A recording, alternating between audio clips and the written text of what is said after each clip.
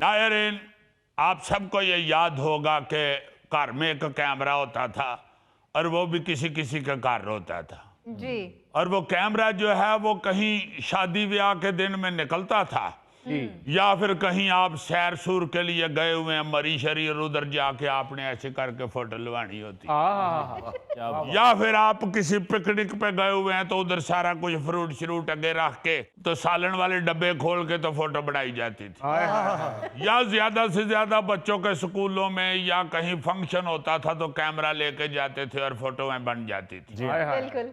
लेकिन जब से ये मोबाइल फोन आया है था ते फोटो बन रही है, हर चीज की फोटो बन रही है। हत्ता कि आप देखते हैं कि लोग खाना खाने से पहले खाने की फोटो बनाते हैं, उसके बाद उसे लोड करते हैं और फिर बुरकी मुंह में डालते हैं, जो कि मेरा ख्याल है गलत भी है, क्योंकि हमें तो हुक्म है कि आपके खाने की खुशबू साथ वाले घर तक नहीं जानी चाहिए।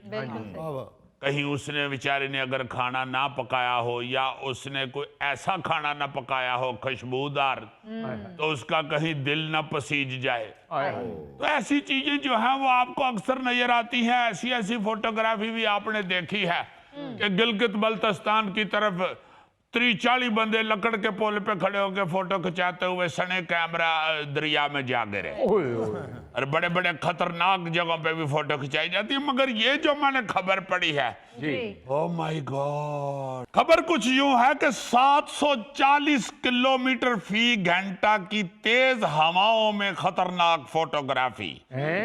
भारतीय शहरी ने हेलीकॉप्टर के दरवाजे में खड़े होकर इंतहाई बुलंदी पर फोटोग्राफी की। वीडियो वायरल, वीडियो में यखबस्ता हवाओं के दबाव से उसके चेहरे की जिल्द लहरों की सूरत में हिलती हुई दिखाई दी।